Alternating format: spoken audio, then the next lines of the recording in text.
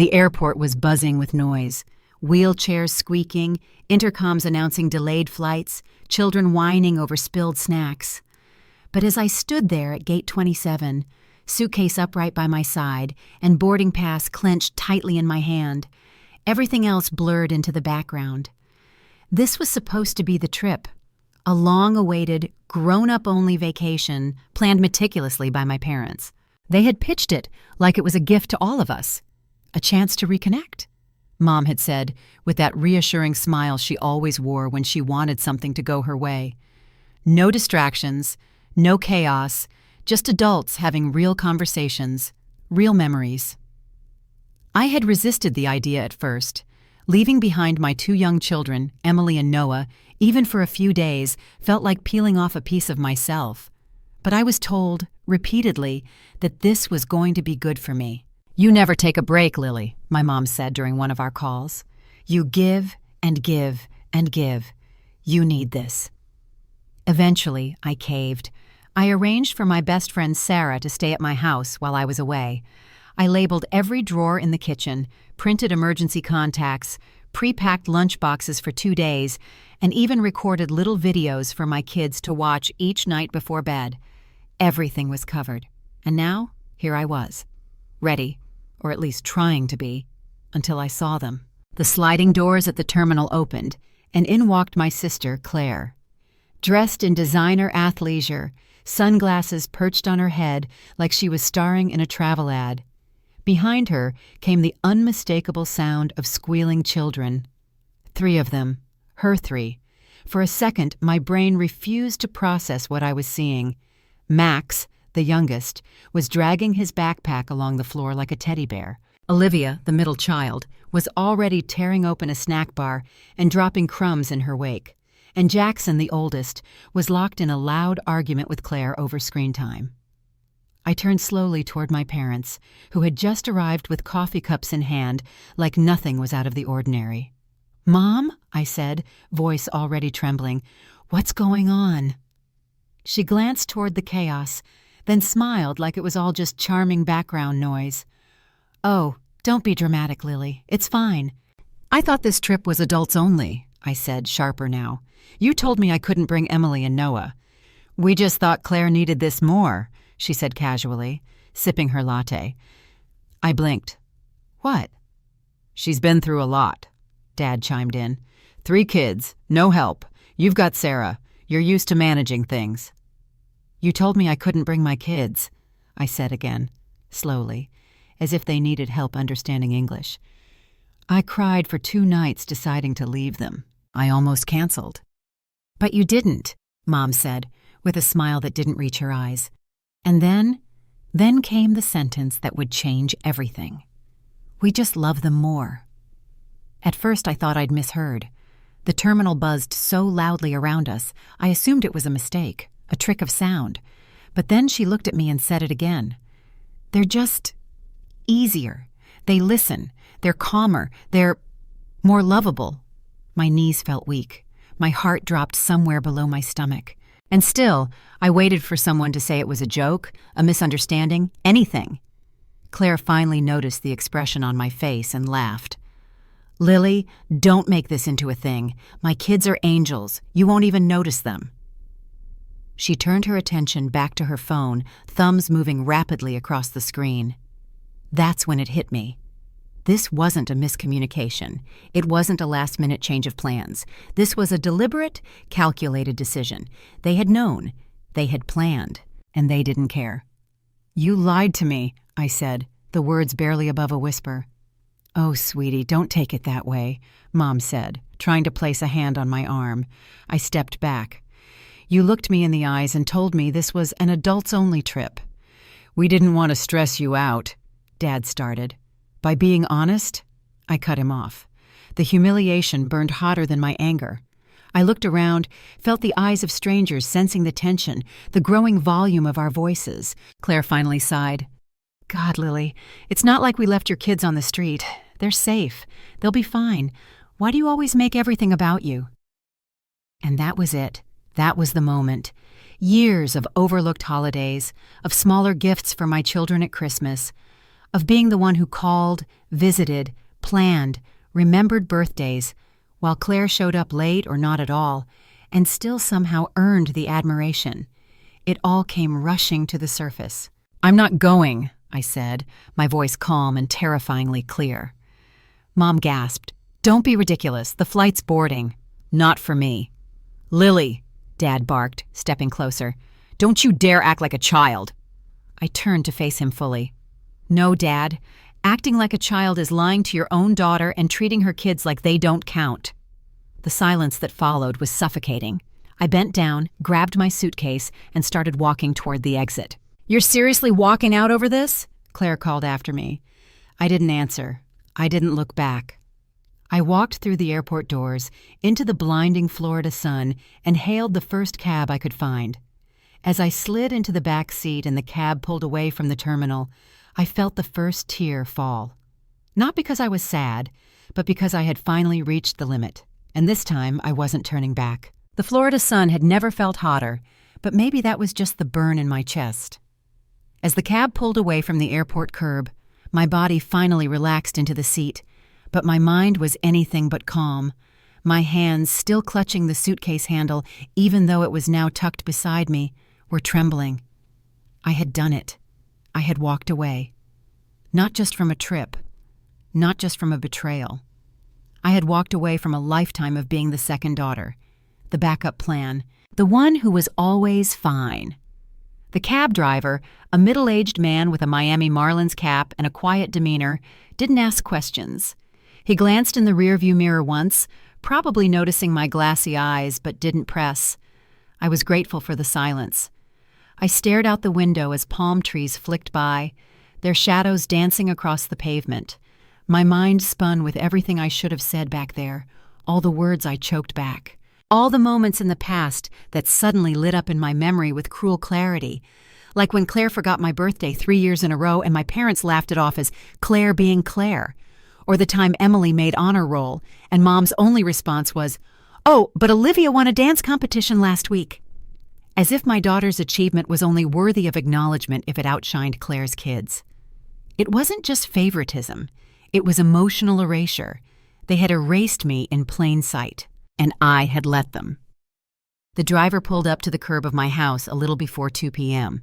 I could see Sarah's car still in the driveway. My best friend had stepped up the moment I told her about the trip. "You go and enjoy," she had said. "I've got this." Except I didn't go. And enjoyment?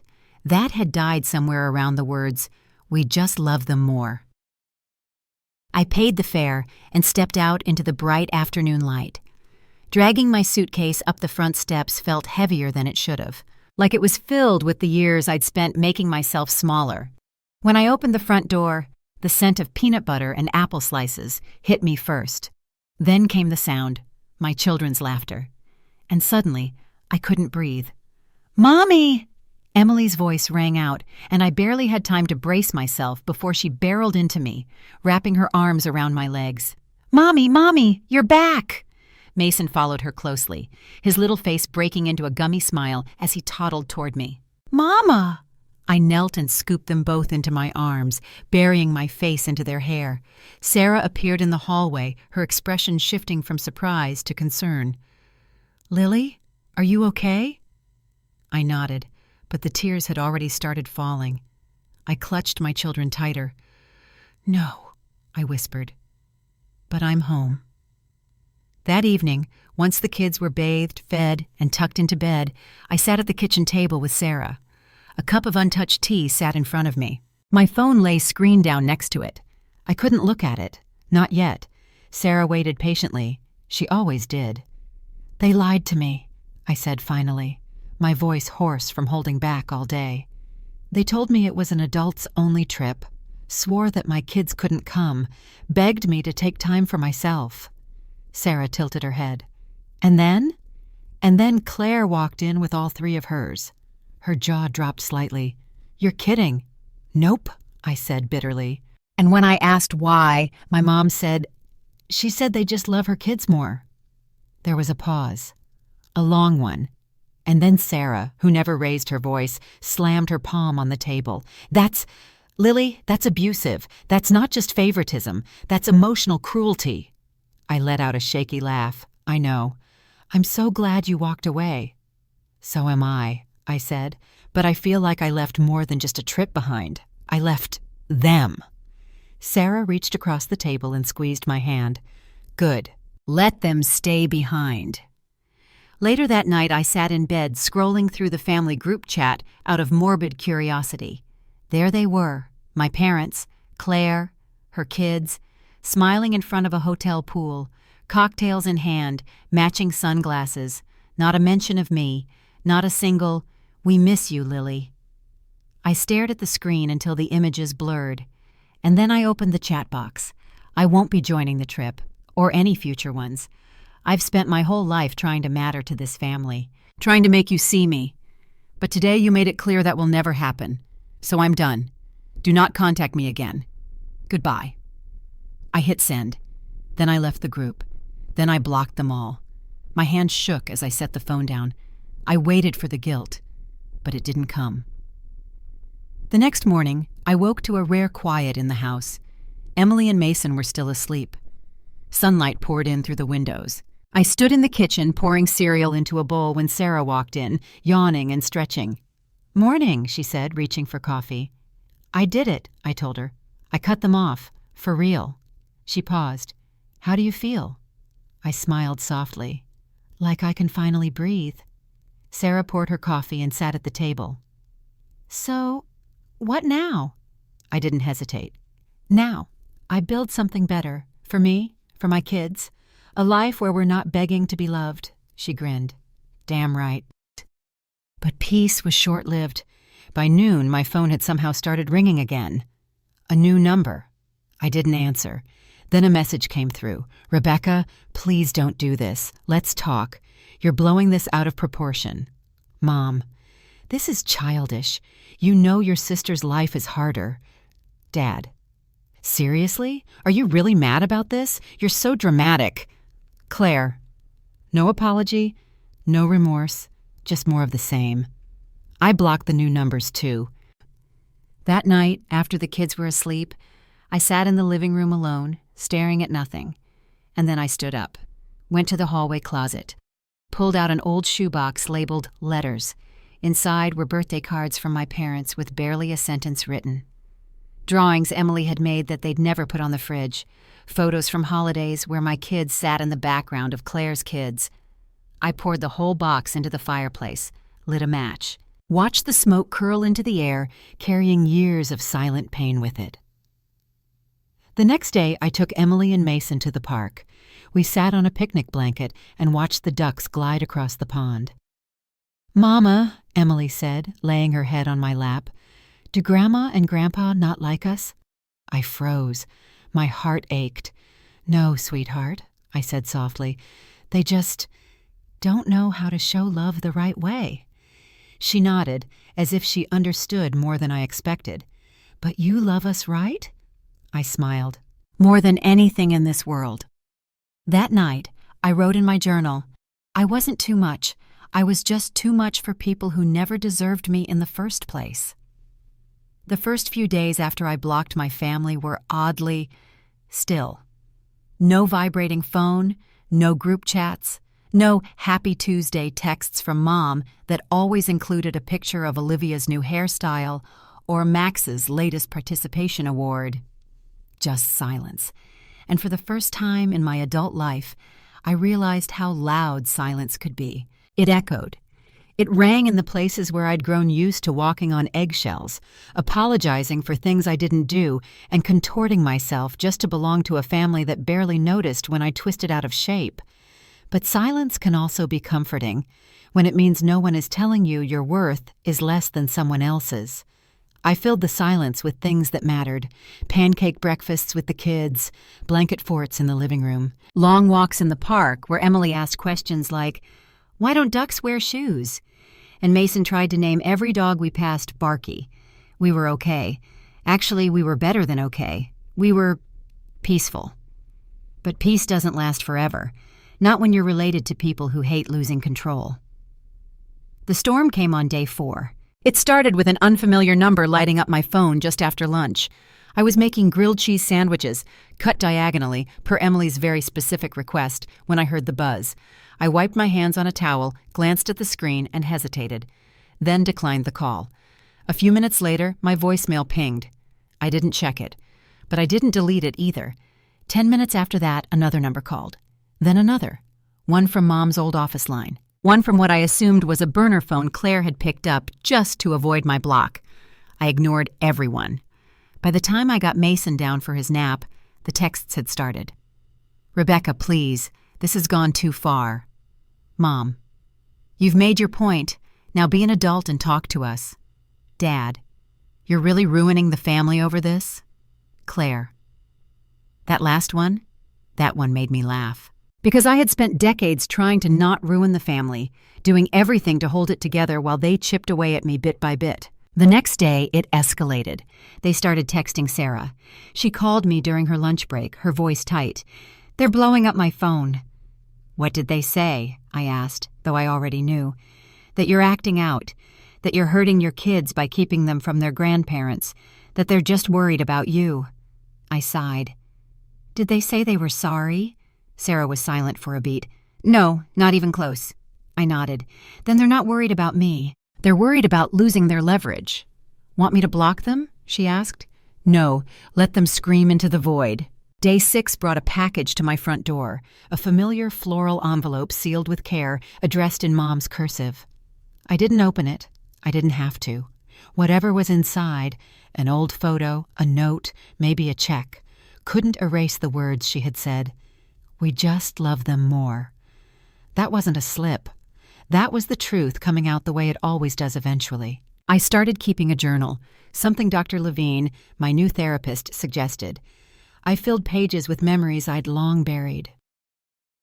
The time I was 5, and Claire got a birthday party at the roller rink, and I got told we were tight on money when I asked for a picnic in the backyard. The Christmas when I gave my parents a hand-painted photo frame with Emily's picture in it, and watched them leave it in the gift bag, unopened. The day Mason had his first seizure, terrifying and unexpected. And when I called Mom from the ER, all she said was, "Have you called Claire? She had a rough week too." These memories weren't isolated, they were patterns, and I was done repeating them. By the end of week 2, the tone changed again. The texts shifted from guilt to accusation. "You're selfish. You've always been difficult. You're trying to destroy this family." And then, one that nearly made me laugh out loud. "We need to talk. Your father and I are in a financial bind." Ah, there it was. The real reason for the sudden concern. I read the message 3 times. Not because I didn't understand it, but because I couldn't believe how quickly the concern for family unity became a request for help. I didn't respond. I didn't owe them anything. Still, a small part of me ached, not for them, for what could have been. So I wrote a letter, not to send, but to write. "Dear Mom and Dad, you raised me to believe that love is earned, that if I did everything right, you'd see me. You'd love me like you loved Claire. I've spent my entire life jumping through hoops, shrinking myself, making excuses just for scraps of your attention. But I'm done chasing. You told me to leave my kids behind for a trip you promised was adults only, then welcomed Claire and her kids with open arms. And when I called you out, you said the truth I had always felt, but never heard aloud. We just love them more." That sentence broke something in me, but it also set me free. I don't want your apologies anymore. I don't want your explanations.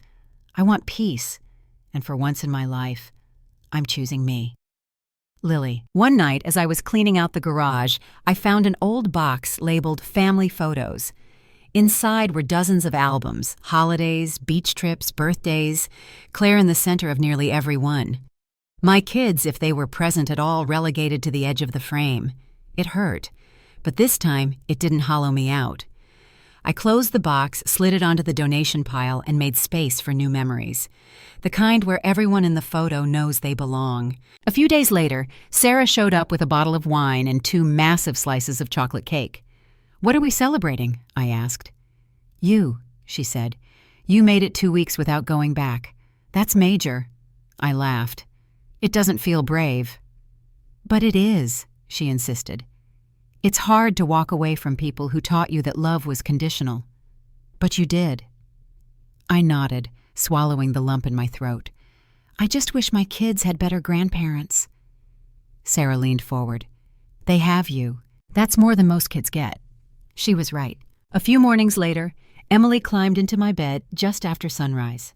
Mama, she whispered, curling into my side, why don't we talk to Grandma anymore? I held her tight. Because sometimes people don't treat us the way we deserve, and when that happens, it's okay to step away. Like how I stopped playing with Chloe after she called me stinky? I laughed. Exactly like that. She thought about it for a second, then said, I'm glad we're our own family. So was I. I wasn't naive. I knew more messages would come, maybe even visits. But I was different now. I wasn't trying to earn love that should have been unconditional. I wasn't auditioning for a role in a family that never really made room for me. I was building something better. And for once, I didn't care if they watched, because this wasn't their story anymore. It was mine. 2 years. That's how long it had been since Jason walked out of our marriage, like it was just another meeting he was done attending. No loud fight, no slammed doors, no begging or pleading, just a simple sentence spoken over the hum of the dishwasher as I cradled our son in one arm and tried to coax our daughter to finish her broccoli. I can't do this anymore. He didn't look at me when he said it, didn't wait for me to ask, can't do what? Because deep down I already knew. He meant us. He meant being a father. He meant showing up. Jason had always been that kind of man, present in theory, absent in practice. On paper, he was perfect. Good job, charming smile, punctual with holiday cards. But when it came to the moments that really mattered, the hard days, the sick days, the I can't do this without you days, he vanished. Not physically, emotionally. I remember once during my second trimester with Emily, I sat on the bathroom floor sobbing from anxiety attacks. Jason walked in, stepped over me, and asked if I had remembered to pay the water bill. That was the moment I realized I wasn't building a life with a partner. I was surviving next to a spectator. After the divorce, people pitied me. They said things like, "You're so strong," and "At least you have your kids, and you'll find someone better." But what no one talks about is that it's not the leaving that breaks you. It's the staying too long in something already broken. The slow erosion of self-worth, the silence that grows like mold in the corners of your relationship, the quiet death of being unseen. I was already alone long before he left. So when Jason called me out of nowhere, months after I'd cut my parents off, my first instinct was to let it ring. We'd only been communicating via email, short, cold messages about Emily's new preschool teacher or Mason's picky eating. This wasn't in the script. Still, curiosity won. I answered, "Hey," he said, and his voice was rougher than I remembered. "It's Jason." I almost laughed. "Yeah, I know." Pause. I heard about the trip, the whole thing with your parents." I stiffened. "How?" He sighed. "Your mom called me." "Of course she did. She said you've been," her words, "acting irrationally and poisoning the family dynamic. She asked me to help talk some sense into you." I felt my jaw tighten. "And did you?" "No," he said quickly. "Actually, I told her to stop involving me, and that you're a damn good mom, that they're lucky you even picked up the phone for as long as you did." I blinked.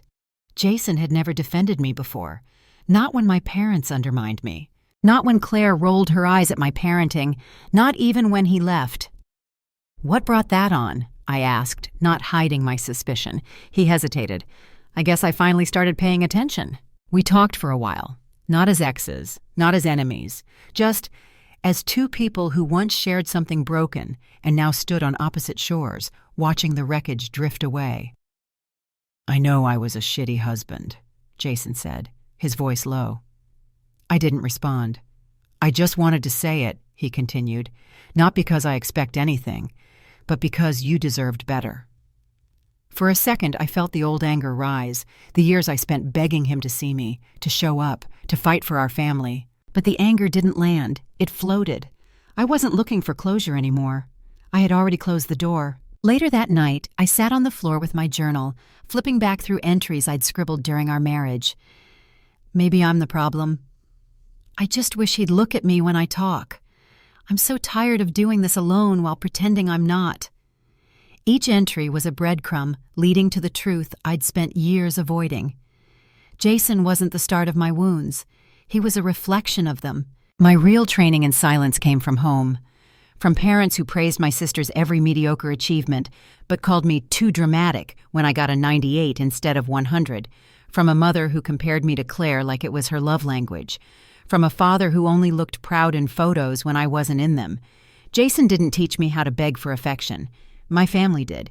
He just picked up where they left off. After putting the kids to bed, I called Camille. "I heard from Jason," I said. She gasped. "What did he want?" I told her. Everything. The call, the apology, the strange feeling of being heard by someone who never listened before. She was quiet for a moment. "Do you think he meant it?" she asked. "Maybe," I said. "But that's not the point. I didn't need him to." The next day, Mason had a mild fever, so I kept him home from daycare. We curled up on the couch and watched old Disney movies while I worked on some sketches for my Etsy shop. He fell asleep halfway through The Lion King, tiny fingers curled around the hem of my sweater. I looked at him, really looked at him, and felt a wave of something powerful. I had built this peace, this safety, this home. Not Jason, not my parents, me. And that mattered more than any apology. That weekend I received an email from Claire. Subject line, "Can we talk?" I didn't open it. I didn't need to. Because here's the thing about healing. It's not loud. It's not a parade. It's not even always visible.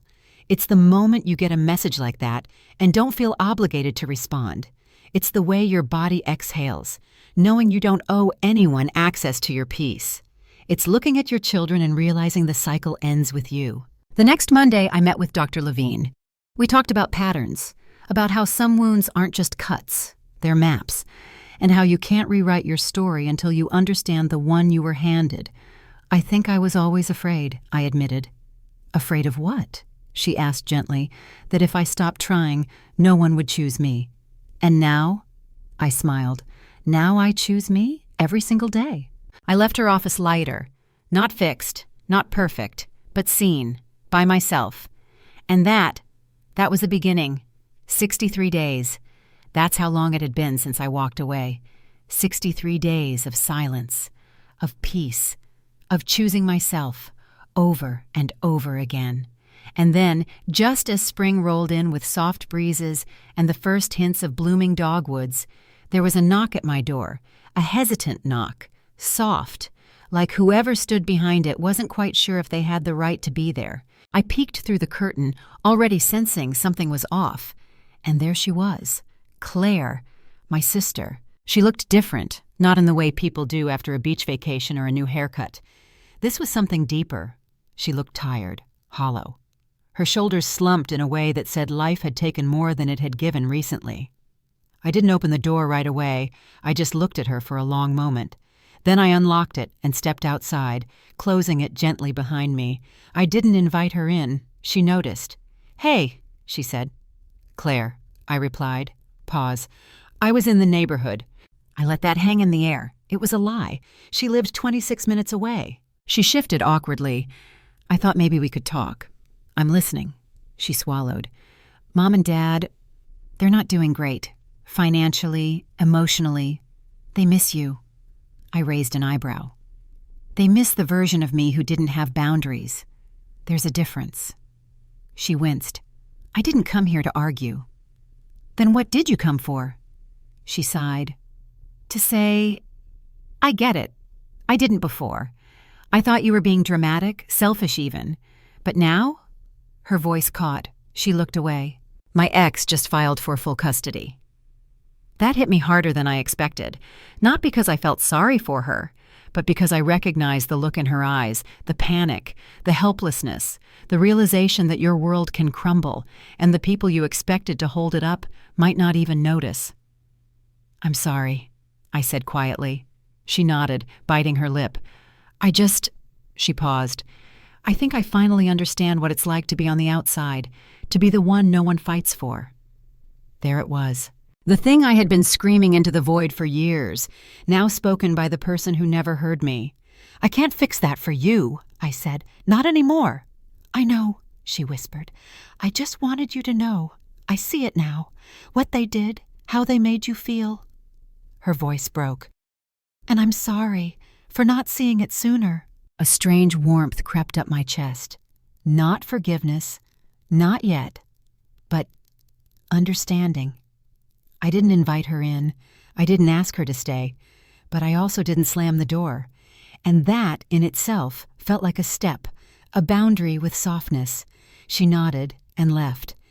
And for the first time, I didn't feel like the villain for drawing a line in the sand. That night, I sat on the porch wrapped in a blanket, sipping chamomile tea while Ella played with Mason in the living room. Camille arrived a little after 8, holding 2 cinnamon rolls and a bottle of elderflower soda, like a peace offering from the universe. "So," she said, settling into the porch swing beside me, "I saw Claire leaving." "Yep." "She beg for forgiveness?" I laughed. "No, she just admitted I was right." Camille raised her brows. "Well, that's a first."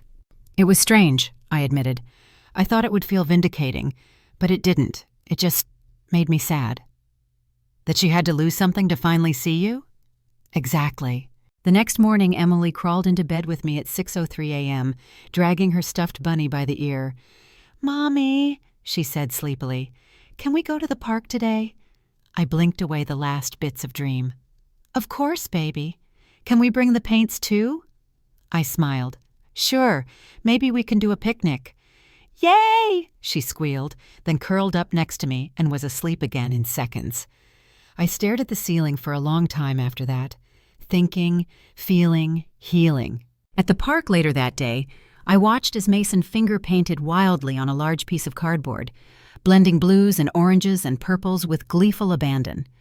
Ella was carefully painting a sun, her tongue sticking out in concentration. "What you drawing, Bug?" I asked. "A family," she said, dipping her brush in yellow. "Oh yeah? Who's in it?" She pointed to each little blob. "That's me, that's Mason, that's you, and that's Aunt Camille." My heart squeezed. "Where's Grandma and Grandpa?" I asked gently. She looked up at me, shrugged, and said, "I didn't have room." That night, I pulled out my journal and wrote, "Maybe family isn't who shares your blood. Maybe it's who holds your hand when you're building a new life from scratch." I closed the journal and sat in the stillness of the kitchen, listening to the hum of the fridge, the ticking of the old clock above the pantry door, and the distant sound of the kids' soft breathing through the baby monitor. I had peace now. Not perfect peace, not always easy peace, but peace I'd fought for. And I wasn't going to trade it for anything, not guilt, not obligation, not even apologies laced in tears. 1 week later, I received a letter, handwritten, from my mother. I stared at the envelope for a long time before opening it. Inside was a single page. "Rebecca, we're sorry for how everything unfolded. I realize now we hurt you deeply, and I regret saying things that can't be unsaid. If you ever want to talk, we're here. We miss the kids. We miss you. Love, Mom." No defense, no excuses, just words. Late, but real. I folded the letter and placed it in a drawer, not to forget, but to remember where I came from and why I chose a different path. That weekend, I hosted our first new family brunch in the backyard. Camille came. So did my neighbor Kelly, her wife Janelle, and their daughter Piper. 2 other moms from the co-op preschool showed up with muffins and juice boxes. There were no grandparents, no awkward silences, just laughter, music, paint on little fingers, sunlight spilling through the leaves, and me, laughing freely, like a woman who had finally come home to herself. After everyone left, I stood alone in the kitchen. My phone buzzed. A new Etsy order. Another for a print titled "Loved by Choice, Not by Blood." It had become my bestseller. Funny how healing becomes art, and how art becomes survival. As night fell, I climbed into bed, pulled my kids in close, and whispered, "You are so loved, exactly as you are. You will never have to earn that." Emily stirred. "Love you too, Mommy." Mason mumbled something in his sleep. I kissed their foreheads and closed my eyes. The next morning, the sun rose just like always. But I wasn't the same woman who'd stood at that airport gate, boarding pass in hand, heartbreaking in silence. I was stronger, softer, wiser, and free.